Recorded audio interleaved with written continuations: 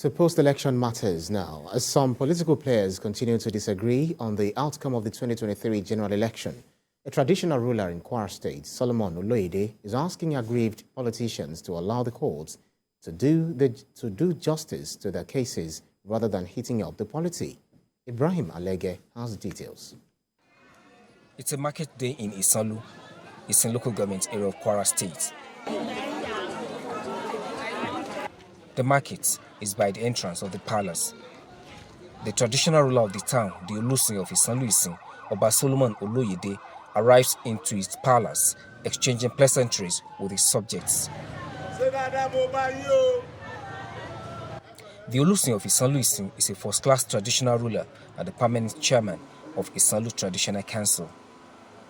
The last general elections may have been won and lost, but some of the losers are threatening fire and brimstone. Olusin believes this is not the right way to go, but asks them to have confidence in the judiciary. Like the presidential candidates, they can meet anywhere after the election. They'll still become friends. But I don't know why people in our locality will be fighting themselves. Since government has said that if you are not being contented with the results, you can go to the court.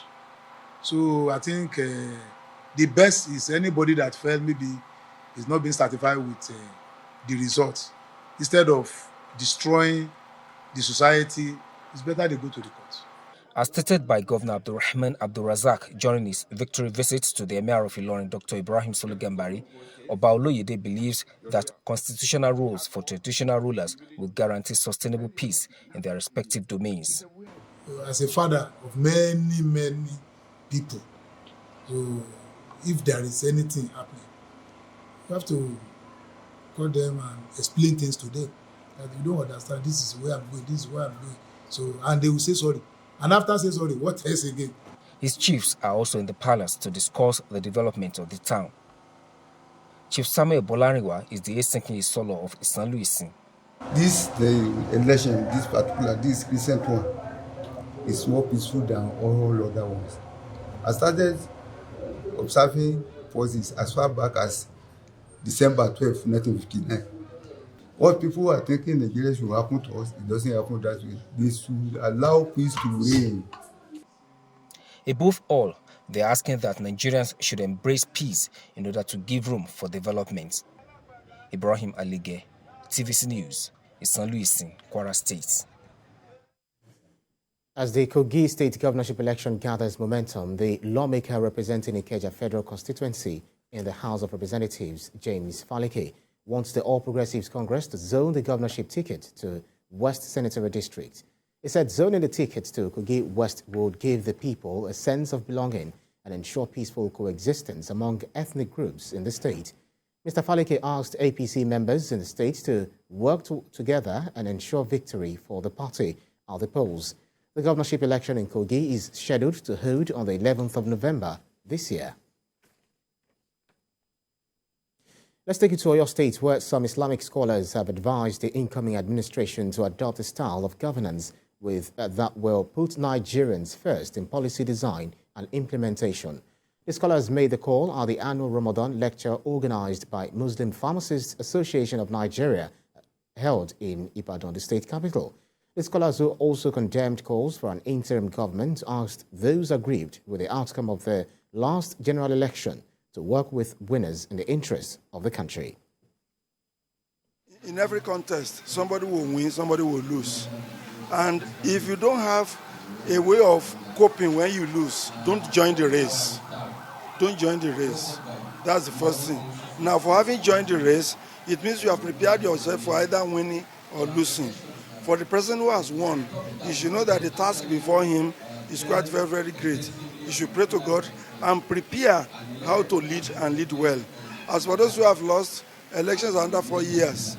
They should not spend those 4 years pulling down the government. Rather, they should work to uplift the people so that when another election comes, they can say, even when I was not in government, this is what I've offered my people. I want to imbue into them all these qualities right from this place and make sure that everything goes well when they become the authors, I mean the authority, when they become the leaders in their various field of authority.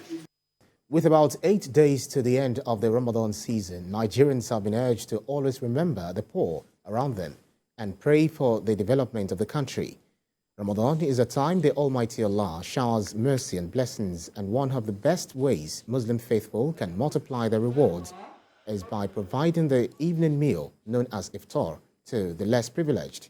The SALT movement has been holding the breaking evening meal with residents on the Lagos Island since the beginning of Ramadan, and Sunday was its grand finale for the year 2023.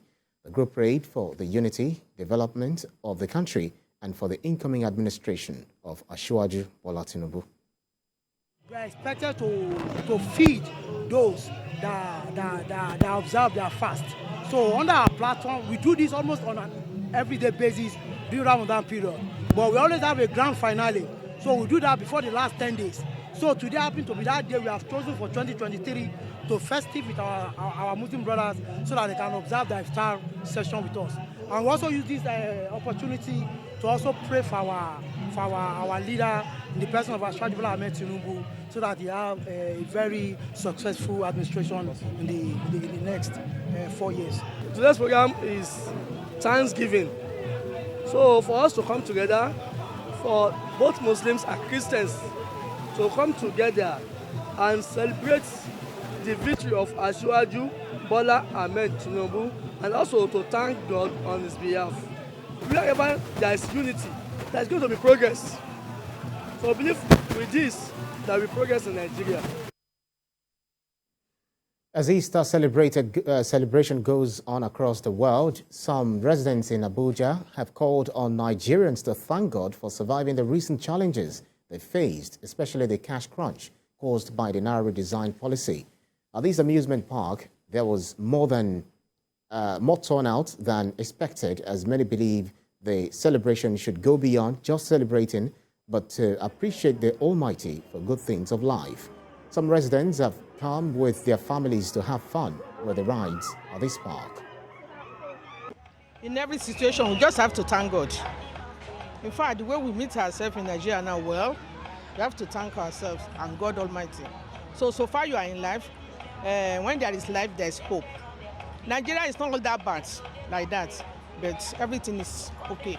They should just enjoy themselves, because these type of things, they don't always come. And you see, today is a public holiday, and it's not every time we find public holidays like this. So every family should just enjoy themselves. They might not go out, they should just try to have family time, come together as a family to talk to each other, just bond. Some of my friends, they came and we're here to enjoy ourselves, to have fun. Quite fun, and the rides are kind of scary and fun at the same time.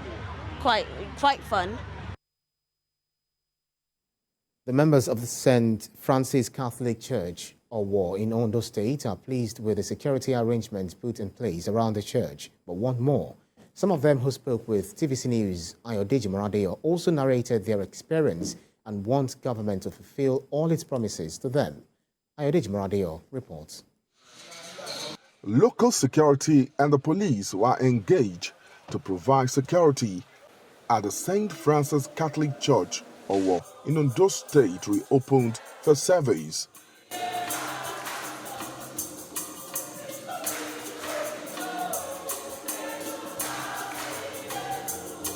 The church was closed for 10 months after the July 5, 2022 terror attack, which claimed 41 lives.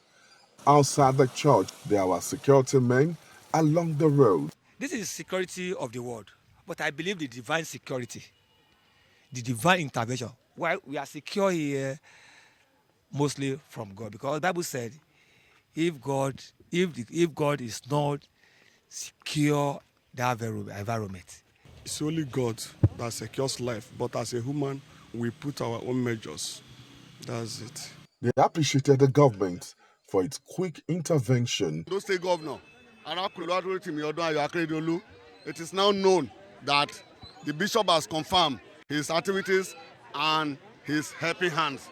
I could not walk. They assist me to the car, to the FMC, But today I can stand with defeat. So I thank God for everything. This woman who lost her 2 legs in the attack wants government to fulfill other aspects of the promises made to her. They pay for the hospital bill and everything, and they are working on the prosthesis. Though the man is currently with it, they brought it, or there was little fault with it, and they returned it, but they are back with it, and I'm very sure that the government is really trying and working. And I'm still expecting them to do more, to continue praying for us. Members are determined to continue to worship in the church, come rain, come shine. Say this will not deter them from serving God, even as they want justice for those that have been killed. Ayodele Morade, TVC News. And outside Nigeria, both House and Senate Intelligence Committee leaders are demanding answers from the Biden administration as the administration scrambles to assess and contain the fallout from a major leak of classified Pentagon documents. The Justice Department is investigating how the trove of highly sensitive documents, which include details about how the U.S. spies on friends and foes, as well as intelligence on the war in Ukraine, ended up on social media sites.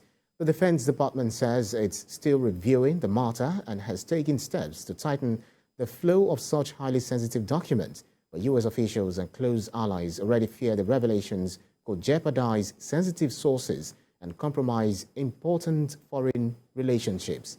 Congressional lawmakers have also expressed concerns about the apparent scope of the leak and sensitivity of the documents posted online.